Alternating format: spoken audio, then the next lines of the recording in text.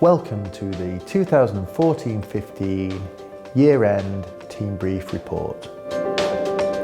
Firstly, I'd like to start with a big thank you to all our staff for what has been a fantastic year for WWL FT. We have met or exceeded most of our key performance metrics. We've invested heavily in the estate of the hospitals, and we've improved our staff and patient engagement. We have won 28 regional or national awards, including the prestigious Provider Trust of the Year from the HSJ. However, we do face many challenges. We continue to cause some serious harm to some of our patients. We can improve the compassion we show in some areas, and we have posted a deficit for the first time in a number of years from a financial perspective, which puts increased financial challenge on the Trust. I will now go through some of the key results for the year just gone. The performance areas where we've met or exceeded the targets set at the start of the year include 18-week referral to treatment, cancer 2-week waits, diagnostic waits within 6 weeks, C. difficile and MRSA, central line infections, staff engagement, and friends and family recommendations test. The areas where we've narrowly missed the target include HSMR, where we achieved 96.8%. However, this was due to a high number of deaths in the organisation within December. Also, A&E target, where for the year we achieved 94.6%. This narrowly misses the 95% target. However, it must be noted that we did achieve the target in Q4 with 95.8% and are currently the highest performing A&E department within Greater Manchester. The areas where we still have work to do include E. coli, MSSA, falls, pressure ulcers and never events, as we aim to eradicate these totally from the hospital environment. Finally, turning to the area of finance, which has been one of the areas of biggest challenge for us in the year just gone and will continue to be in the year ahead. For the full year, we posted a deficit of £800,000. This was compared to a planned surplus of £4.9 million. The planned surplus included sale of the old hospital Billinge site. This was unable to be concluded within the year just gone. However, more importantly, we had planned a trading surplus of £3 million that did not materialise. And in simple terms, we spent more than the income we generated. It is everybody's responsibility going forward to look for areas of efficiency to ensure that we return to surplus and can invest in our hospital sites. In the year just gone, we spent over £26.5 million on all of our hospital sites.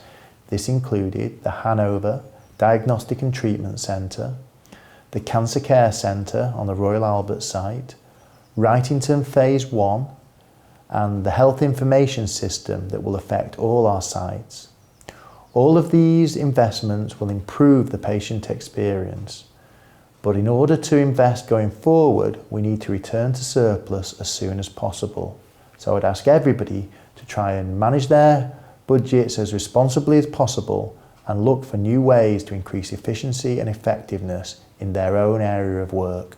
One of the achievements of which we are most proud is the development of the Trust as a values-based organisation, and my executive colleagues will now give it some examples of these values in practice.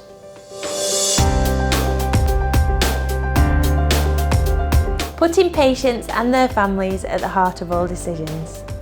Patients first every time is a key value for this organisation. We put patients at the centre of everything we do. We always put the patient first. What we've done this year is look at how we can provide services better for our chemotherapy patients, and we've built a fantastic new building that's been supported by the Christie so that we can provide chemotherapy services locally for patients. This means that our patients who are quite unwell can have services locally instead of having to go all the way to the Christie. So it's a fantastic new experience for them. It's a fantastic building and it's a fantastic environment, and our staff are absolutely fabulous too. So thank you. The combined action of a group working towards a common goal. So we've had a great year for staff engagement, and teamwork has been absolutely central to that.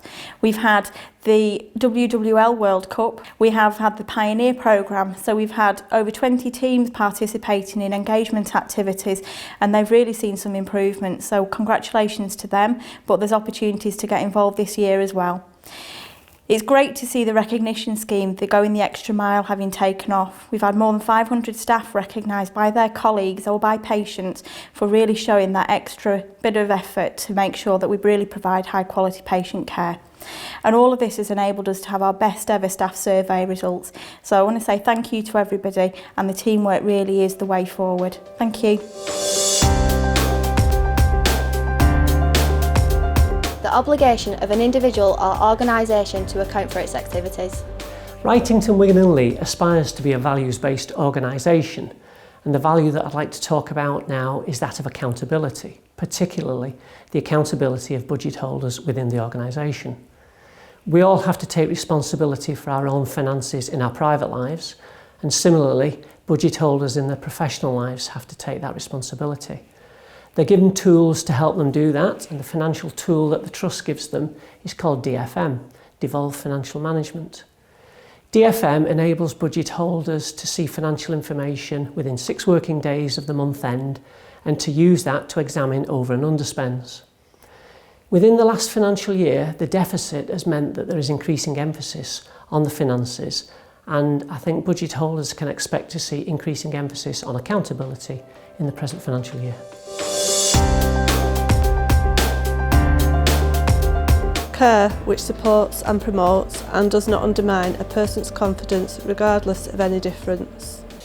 I'm extremely proud. As a trust, we have come a long way and we have made a lot of improvement by defining our values. And I would like to talk about one of our important values, respect and dignity. And I would like to talk about elderly patients who got dementia with multiple comorbidity, who are vulnerable, who are not able to look after themselves very well. If we can be kind, caring, compassionate to these patients and provide the best care and look after them well, I personally feel we can be extremely proud of that value. And we are focusing a lot on making sure all our staff provide the best care for all patients with dementia. Thinking about planning for and considering the future. I feel privileged to work in an organisation that's values driven, and everywhere I look across the Trust I see great examples of people who are putting those values into practice. But I wanted to talk to you today about forward thinking specifically. Forward thinking is primarily about anticipating the future and adapting to that. I also wanted to just reflect on our response to Healthier Together. Healthier Together was originally seen as something of a threat to our organisation, but by accepting that some sort of change is inevitable, and by working with others like with Salford and Bolt in our North West Alliance, we are able to put together a set of proposals that give us the best possible outcome for our patients and for our organisation. And because all of our changes will be based around clinical decisions, we're not only putting patients at the centre, we're ensuring that we deliver our core vision as well as our forward thinking. A feeling of deep sympathy and sorrow for someone who was affected by misfortune, accompanied by a strong desire to alleviate the suffering. As an organisation, we pride ourselves on putting the patient at the centre of everything that we do. To do that, we have to ensure that every single patient receives compassionate care every single time. The story of the horse back in November absolutely epitomises that compassionate care. That story on the BBC website, and the picture had 43 million hits, which is a record for any picture on the BBC website. That's because that story gives patients and the public confidence in the work that we do in the NHS. It shows that we are kind, we are compassionate, we are flexible to meet the needs of our patients, and we do go the extra mile to do that. A story like that makes us very proud to be part of the NHS. Despite the many challenges we face, we're in a great position to look forward positively to the year ahead.